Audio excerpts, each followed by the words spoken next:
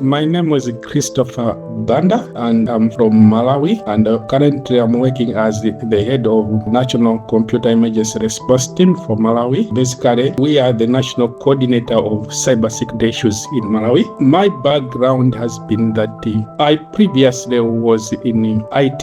That has been my background in terms of training and also practice. However, worked for a while. In total now it's about 18 years, but around maybe 8 years back, I have been most in cybersecurity. So basically, the process of transition because of the role which I was given to establish the national CERT, and that role which is now looking at the establishment of the national CERT and also coordinating the incident response within the country at that national level.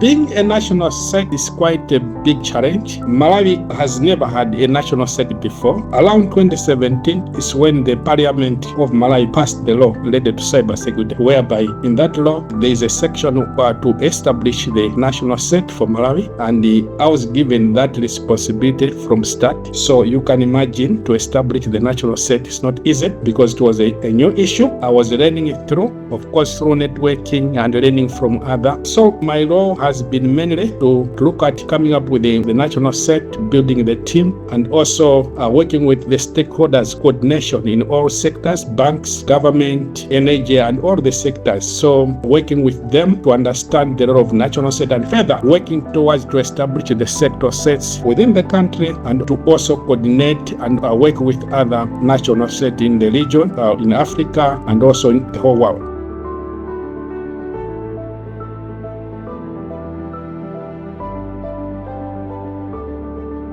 I've come from an IT background, and then I was moving to the cybersecurity domain and looking at the responsibility ahead and the challenges which I partly experienced, and mostly being the head of the national CERT and also going through the establishment required a lot of knowledge in the actual cybersecurity in terms of technical aspect and also leadership aspect. Because the leadership aspect, I talked about coordination, of course leadership, you work with all levels, people, that is from government, policymakers, also the private sector, everyone. So that aspect that made me to choose this program. And further to this was ECCU, which I like most. It's a master's degree. However, there's a component of technical which combines the technical knowledge and also the leadership. So that combination motivated me to take the course, because I needed both combination, a technical aspect and also the leadership aspect.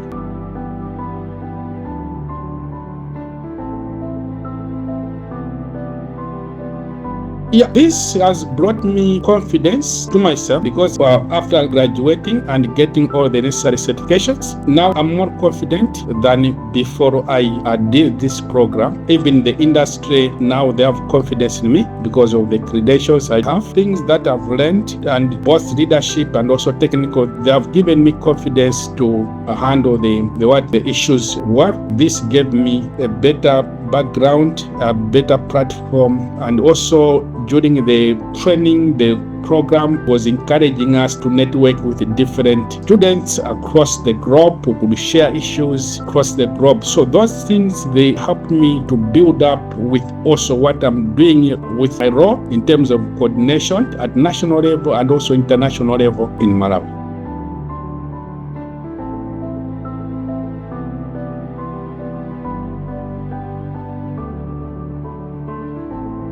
Yeah, this complement very well, because national CERT, we handle the technical issues at national level. The sectors, whether the banks, whether the energy sector, whether government, when there is an incident, an attack, they are supposed to report to the national CERT, which I'm heading. Now we have a team which work on response and also assisting those who have been affected in terms of recovering, and also not only recovering, we do a lot of work with the sectors in terms of vulnerability management, incident response, threat intelligence sharing, awareness. So you need to have a background of technical issues, which the certifications, they complement well in my day-to-day job, because I need to know what is happening. I need to know how should we address these issues. So that background and those certifications, they bring in complementary into my job.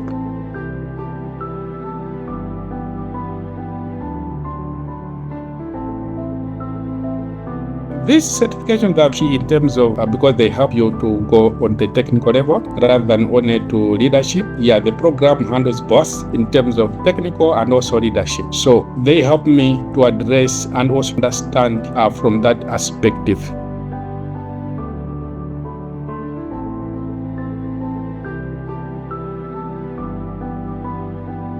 I would say, first and foremost, national CERTs, especially in Africa, they are just coming.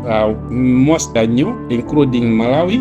We are still in a learning curve. However, cyber threats that continuously evolving, and each time there are different threats, also with the different how they are evolved. You may know that currently artificial intelligence is one of the big issues. All sectors is concerned, and including the cyber security, how to address, because there are more issues that need to be done. However, the big issue which I would say is there need to still keep ourselves open and keep sharing information as time goes, because cyber security is quite an evolving area.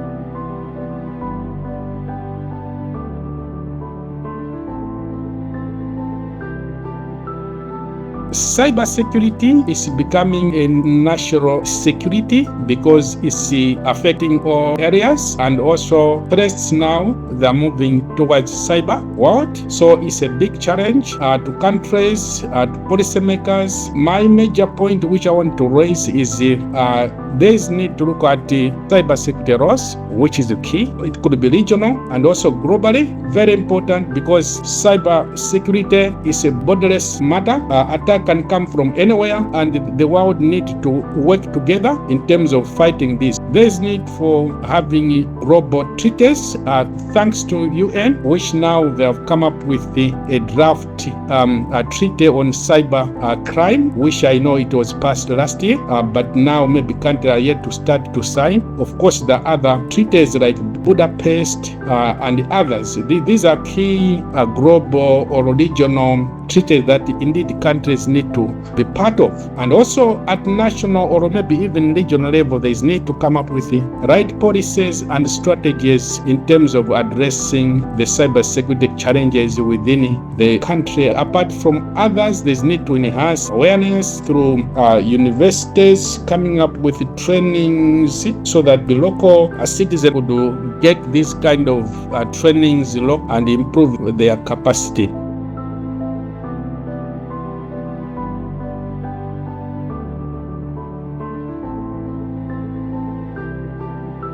This program strengthened me, especially the leadership aspect indeed helped me and prepared me to engaging into discussions and engagements with different stakeholders. Basically, the leadership program helped me a lot in terms of transition and also in the day-to-day of my work. As I've said, the head of the national CERT, and one of the key issues that we get involved is the coordination part, especially at national level and also at that global level or even regional level. I'm the vice chair of the SADC, is Southern Africa Development Commission. It's a regional body for about 15 countries within the Southern Africa. It's a regional bloc. Now, within that, there is a team which looks at cyber security and also coming up with the regional computer emergency response team. I get involved in different other international bodies like ITU, International Telecommunication Union, and also I've talked about United Nations Cybercrime Treaty, which has been drafted. I've been part of that process in terms of debate. Council of Europe with the Budapest Convention. Malawi has just been invited last year to join the Budapest. That has been an initiative to advise government to join, looking at the benefits, since cybercrime is something that is borderless. So all of these and other initiatives, they require that kind of engaging different stakeholders and different levels, whether executive and also the technical people. So the leadership aspect helped me to blend this, to be able to address these issues and also maybe able to handle such kind of issues which are looked at national and also regional or international level.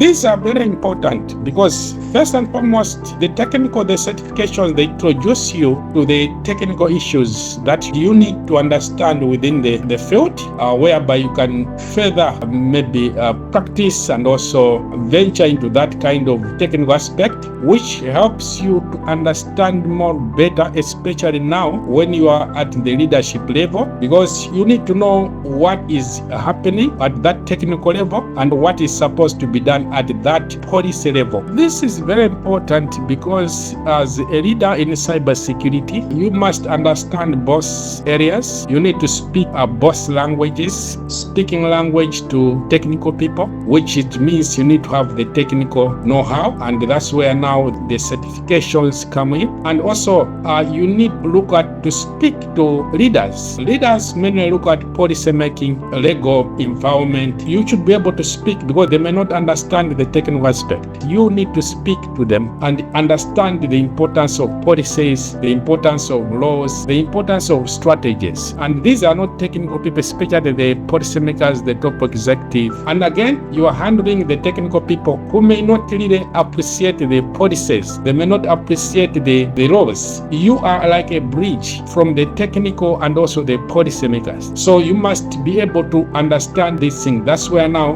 the certifications, they play a big role. So when you are speaking to the senior leadership, they look at you, what do you have, a degree or a master's in cybersecurity? They have confidence in what was speaking. So these are very important because in your role, it gives you confidence and also credibility to the stakeholders which you are handling.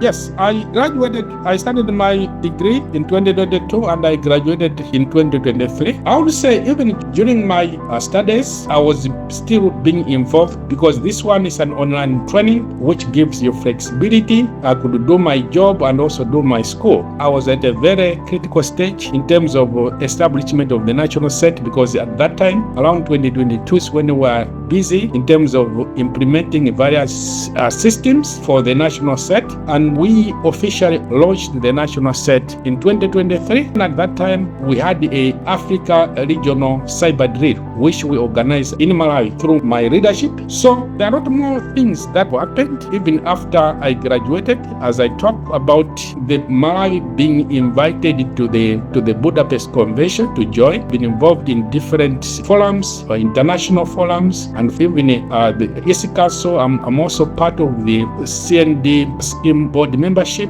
So all of these, they have been because of the program which undertook ECCU.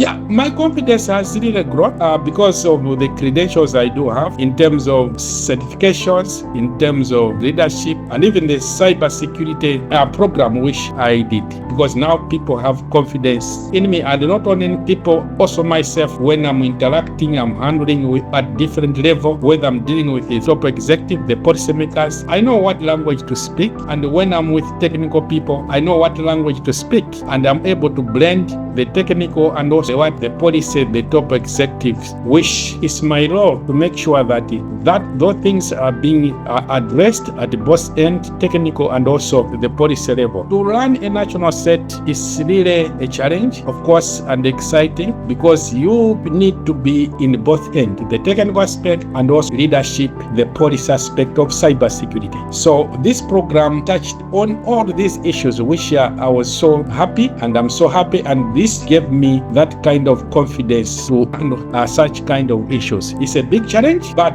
it's exciting.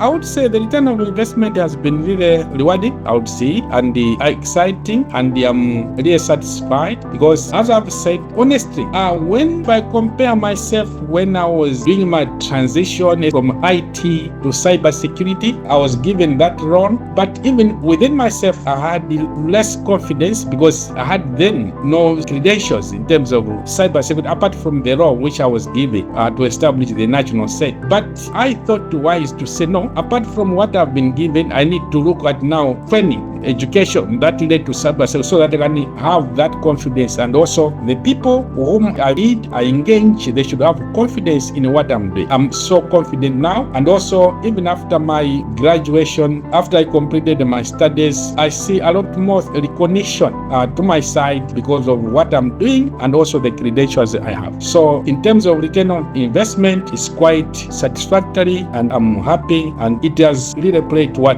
I wanted.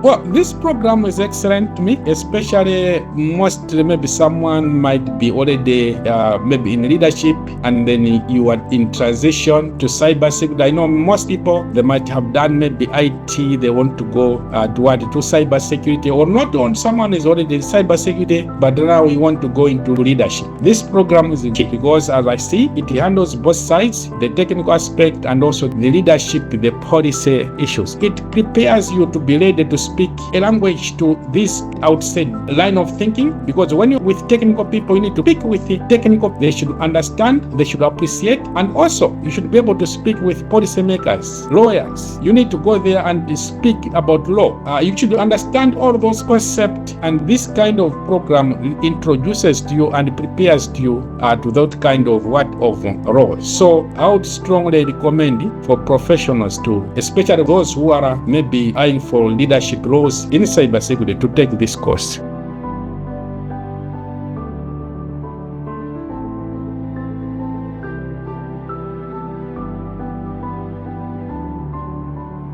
Yeah, so as I said, it's an online program, which is very good because it gives you flexibility in terms of doing your work while also doing school. You just need to be dedicated. Yes, challenges were there, being someone who is working and also doing school. Sometimes you could maybe have pressure to submit your assignment. However, within the process, I could arrange some visual meetings with my lectures. They're open, and where you are stuck, you can have a separate appointment with your lecturer and discuss the issues. So those things were happening. The lectures were available to support, and if there is a challenge, we could still discuss. So that was the journey. So basically, I would say the staff, the team from ECCU played a big role in terms of support, and until I managed to finish off the program. Of course, when I was starting, I was a bit nervous to say, will I manage? The confidence was growing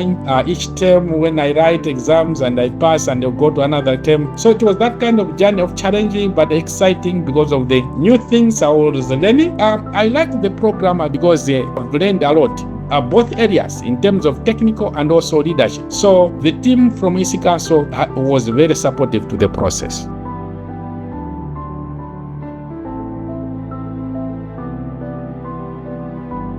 Yeah, they supported me well because the program is scheduled like each and every week.